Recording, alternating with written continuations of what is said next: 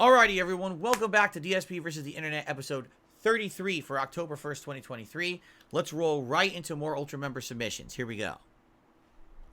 A few days ago, I showed you how this trick was done, and I was wrong. This is how I originally explained it. Cane, base, rods, back brace, harness. All that's left for the magician to do is use his core strength to pull his legs up.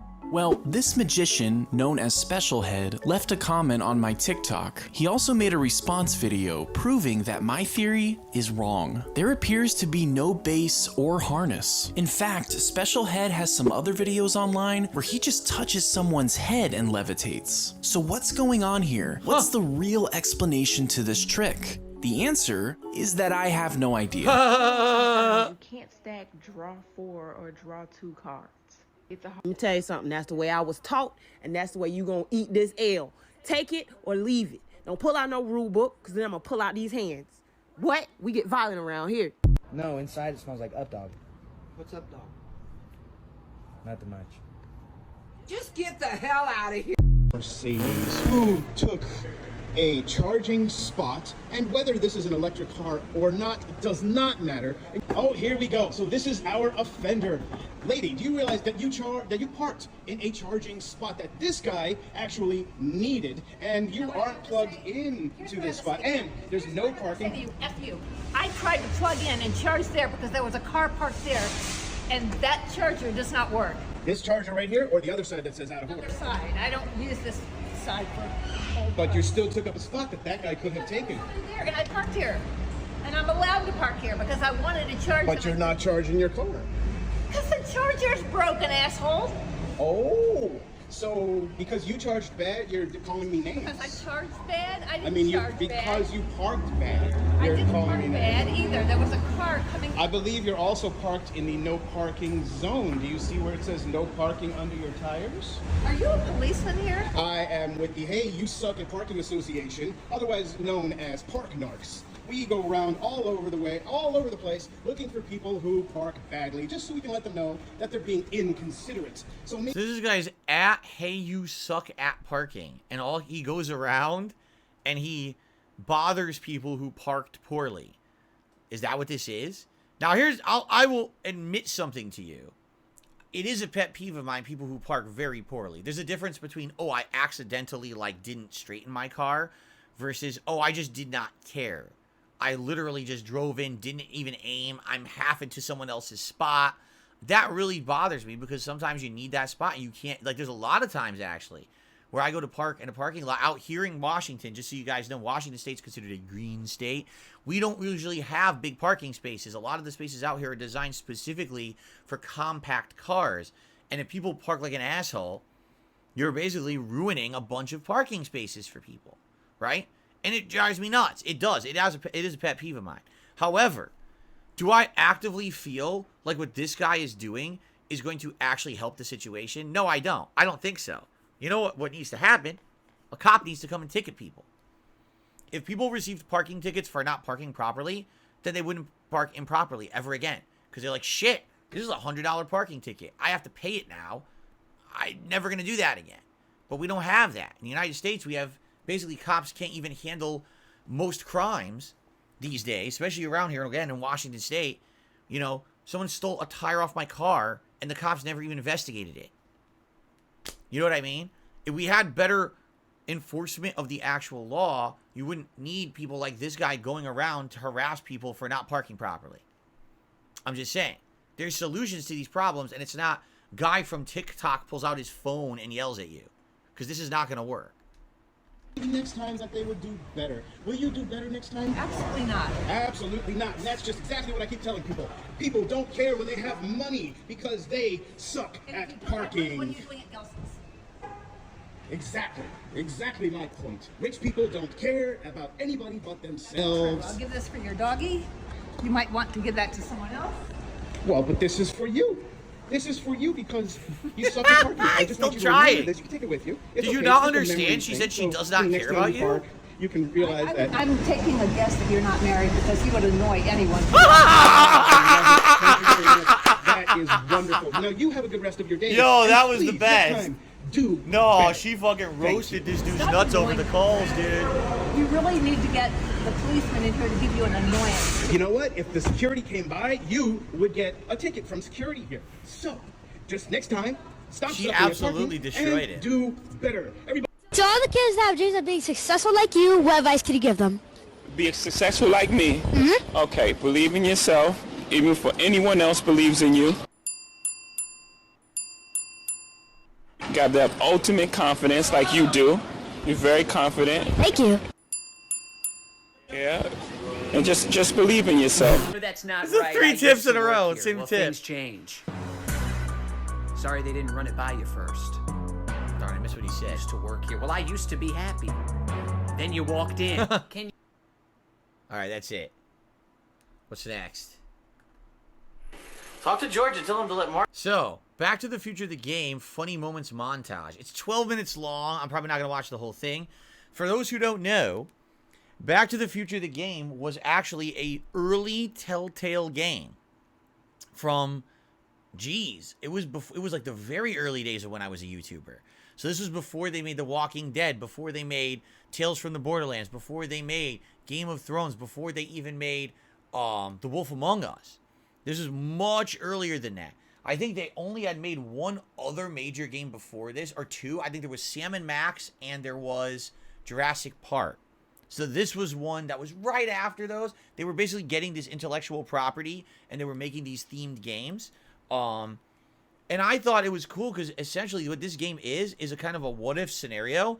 What if there was a sequel to the Back to the Future trilogy? That's really what this is. It actually is. It really is like that. And so I enjoyed it for that. It's not a perfect game. It certainly has some big annoyances.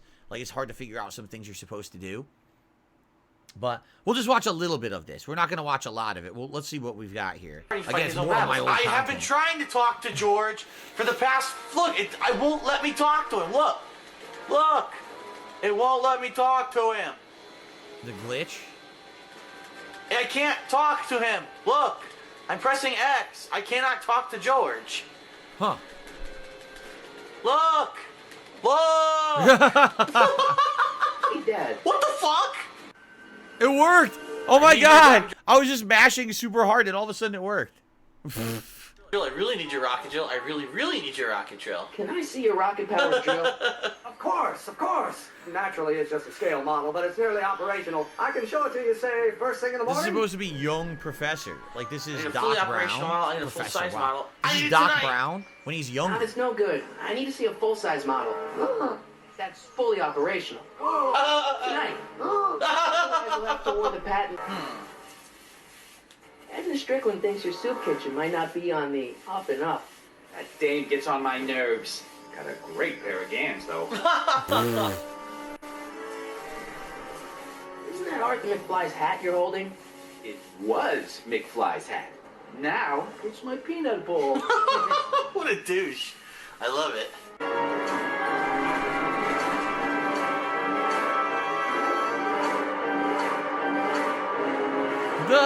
nobody makes a monkey out of Kid Tannen. Kid Oh, Tannen. no. This is supposed to be like Biff Tannen's Oh, predecessor. dog shit. Excuse me. Yeah, Can I have a bowl of soup? we're a soup kitchen. What do you think?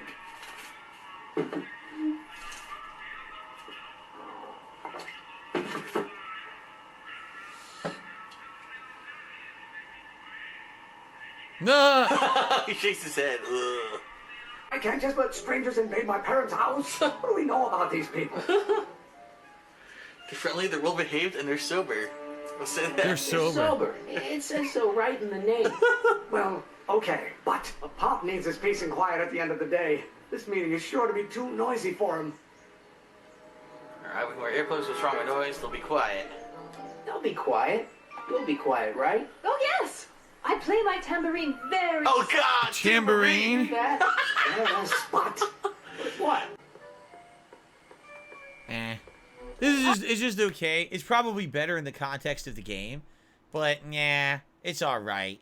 Thanks for the submission, but this is one of my older videos that's not as entertaining to me. I don't really find it very entertaining.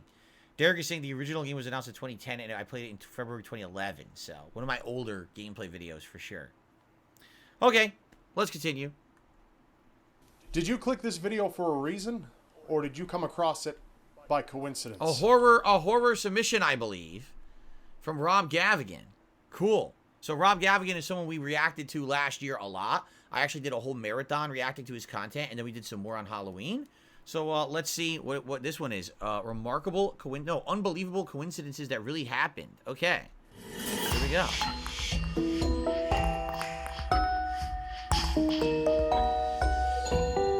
Before he changed his name so that YouTube wouldn't demonetize him.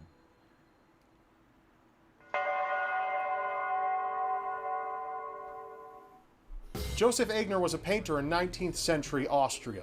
He had the opportunity to paint portraits for Austrian leaders and writers alike. At only 18 years old, his darkness had already caught up with him. He made the critical decision to end his own life. Death lingered closely by as Joseph prepared to hang himself, and death would have had him had a mysterious Capuchin monk not suddenly appeared and interrupted his attempt. Death would leave empty-handed, and Joseph would choose to live. But death does not like to be tempted. 4 years later, despite the incredible circumstances when he was 18 years old, Joseph called death once more, as he prepared again to hang himself. And he would have succeeded had it not been for the arrival of an all-too-familiar Capuchin monk. What? At this point, a rational person might believe their life is worth something. But the story doesn't end here. Joseph became the commander of the Academic Legion during the 1848 revolutions in Vienna. Apparently, painting and trying to kill himself got old after a while. But this ended when he was court-martialed for high treason and sentenced to death. Oops. Finally, he'd receive what he'd been after for so long. But before he could be executed, someone stepped in to beg his pardon. You guessed it, the Capuchin monk. Who is this guy? And Joseph was free. He lived till he was 68 years of age, at which point he pulled out his pistol and shot himself in the head. The man who presided over Joseph's funeral? Yeah, the Capuchin monk. What the fuck kind of story is that? Why was this monk stalking this guy? Right? Dude, how does, like, I want to know, who was the monk? Can we get the explanation of who the monk was? That he was all over this dude's life? Like, what on earth? He was like fucking white on rice. What the heck? There are 6 million car accidents each year, and that's in the United States alone. Out of those 6 million, over 40,000 people will die. Some of them members of the same family. As devastating as it is, one pair of brothers from Bermuda were able to cross the line from tragic to seriously strange. Erskine Lawrence Eben was only 17 when he died, the victim of a motor collision. He was riding his moped at the time when he was struck by a taxi and killed. Ouch. Just the year prior, his brother Neville experienced a very similar accident. A very similar accident. Erskine and Neville were both 17 at the time of their deaths. They were struck on the same road, riding the same moped, nearly 1 year apart to the day. But the strange doesn't end there. The taxi that killed Neville was the same taxi that killed Erskine. What? The same driver was driving, and he was even carrying the same passenger. What? Do you find that unbelievable? You should ask what the taxi driver thinks. Well, how is the taxi driver still driving? He killed 2 people on mopeds in the same way, 1 year apart. How did they not take away his license? Right? Like, what? How does that happen twice? I don't even understand how that could happen twice. Right? I'm so confused. I feel like we need more information to understand that. Like, how does that make any sense? Because it seems like if he keeps killing people by hitting them when they're on mopeds, should he not have the ability to drive anymore? Should he not be in jail? Right? This is really weird. Anyway. Sometimes revenge is patient, even if the one seeking it is not. In 1883, Henry Ziegland was a man who was dating a troubled woman. After Henry decided to break off their relationship, his girlfriend, devastated beyond all hope, killed herself. Ouch. The girl's brother was enraged by this and vehemently blamed Henry for his sister's death. He sought revenge. Gathering up his gun, he went to seek out Henry, and upon finding him, shot him. Knowing what fate awaited him for murder, the brother kept to family tradition and shot himself in the head. Wow. But unbeknownst to him, Henry was alive. Only grazed, the bullet had lodged itself in a tree behind Henry. It would be years later before Henry, for some foolish reason, decided to cut down that old tree. However, he experienced great difficulty in doing this. Perhaps Henry should have broken up with the tree, then maybe it would have cut itself. But being a man of little brain and much brawn, he decided to blow the tree up with dynamite. As expected, the dynamite decimated the tree, but with an unexpected and short-lived result. Within the explosion, the old bullet was blasted free and struck Henry in his head, killing him instantly. Ouch. I mean, that was really weird. Why did he want to get rid of the tree to begin with? Why do you have a grudge against the tree? The tree didn't shoot Edgar Allan him. Poe was a man surrounded by a dark and eerie aura, which made him one of the most famous writers of all time. Out of his many works, he only ever completed one novel. Though in keeping with Poe's obsession with death, this book would prove to come very much alive. In the novel, the narrative of Arthur Gordon Pym of Nantucket, a whaling ship is capsized in a storm, leaving only 4 survivors, one of which was named Richard Parker. Richard suggested that the other 3 survivors draw lots in order to decide who would die in the event that the other men had to eat. Much to his dismay, Richard is the one selected to die and is cannibalized by the 3 other men. The story is a gruesome situation that no one would ever want to find themselves in, but you'll come to find that some people have all the luck. 46 years after Poe's novel was published, a yacht was sunk out in the ocean due to a gale. 4 set sail that day, and luckily, all 4 survived. But after over 2 months at sea, the men found themselves in a morbid predicament. The men ran out of food, and they were very, very hungry. Struggling with their decision, they eventually decided to draw lots. The cabin boy was the selected victim, and he was killed by the other survivors, who ate his meat like mad wolves and drank his blood. The cabin boy's name was Richard Parker. Some say coincidence doesn't exist, and that all things happen for a reason. If that's so, I believe some reasons are better left unknown. That's all. So, of course, what some people will say is that, like, Poe was a clairvoyant who could see the future, and his story was literally just foretelling what would happen in the future with that shipwreck, right? Because how could he possibly have known that that would have happened? It would have been the person's name and everything, right?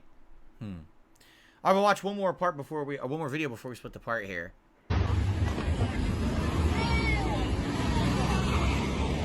Yeah, so people just don't want to stop for protesters, so they drive right through them. We're just blocking the streets.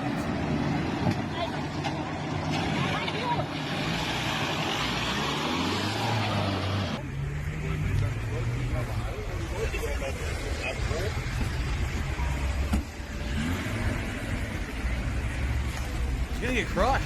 He did. He did get crushed. I'm sorry. No, not illegal. You are Cuban.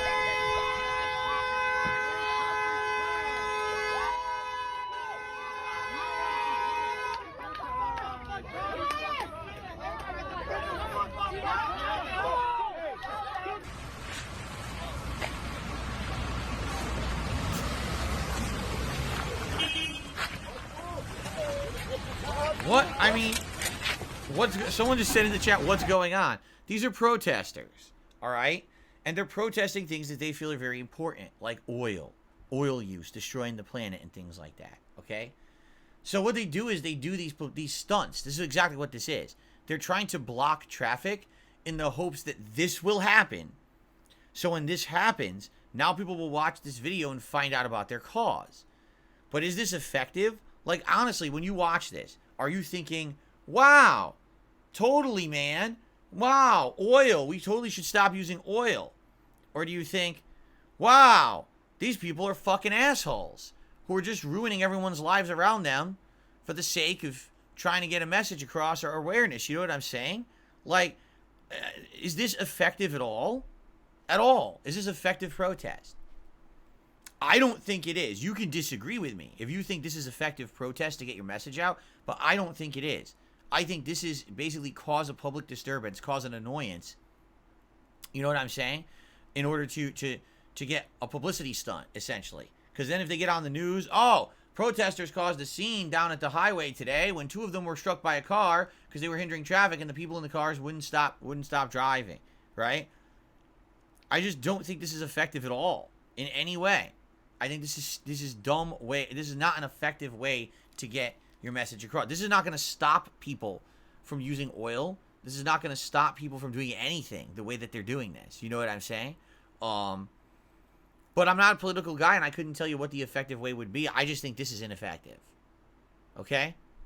That's just my take. You could disagree with me, and, you know, I'd like to hear maybe an intelligent counter to that. Like, no, this is effective, and here's why. I'd love to hear that argument, because I never hear that. I always hear everyone saying, this is stupid. Why are they doing it?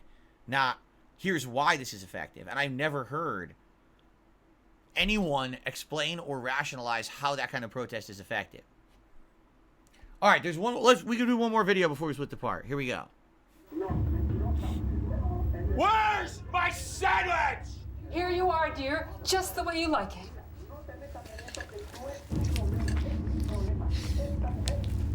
Ew. Do we have to watch him eat it?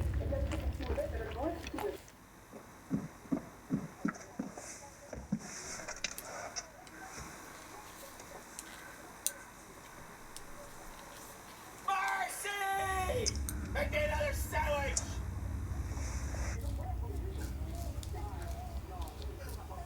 Bologna. It's a bologna sandwich. Hurry up in there! Oh, yeah! There you go. Took you long enough. He eats it and doesn't realize there's soap in it? Ew. He doesn't even say nothing. She's surprised, so she's like, huh? Mercy! Make me a sandwich! How's this guy alive if he's just eating bologna sandwiches nonstop? What part Right? of sandwich do you not understand? Can't you do one damn thing right? Yummy. I don't know how they manage to have that much cat poop without insane amounts of smell. Get a nice extra chunk of cat poop in there. Yum, yum. It's hilarious. He eats the whole fucking thing. He doesn't even look. That's great. At this point, she's like, I can't believe it. He's insane.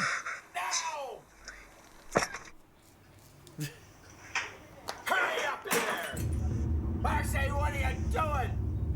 Come on, Mercy. I go and make it myself, you idiot! Glass! Oh, God. This really is horror. This is a horror month, man.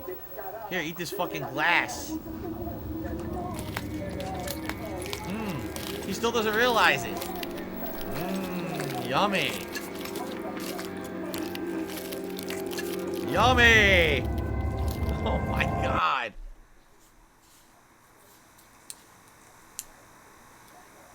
Mercy! Get in here!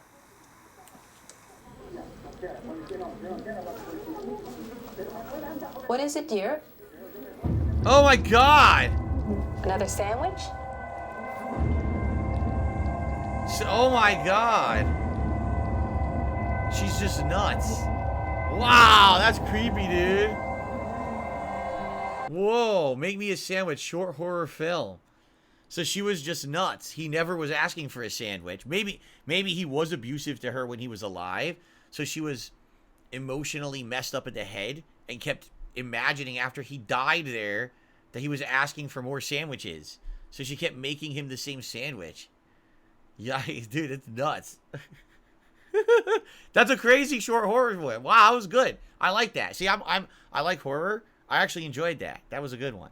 All right, ladies and gentlemen, it's part 3 of DSP versus the internet. I hope that you're enjoying the show this week for October 1st, 2023. I will see you in part 4.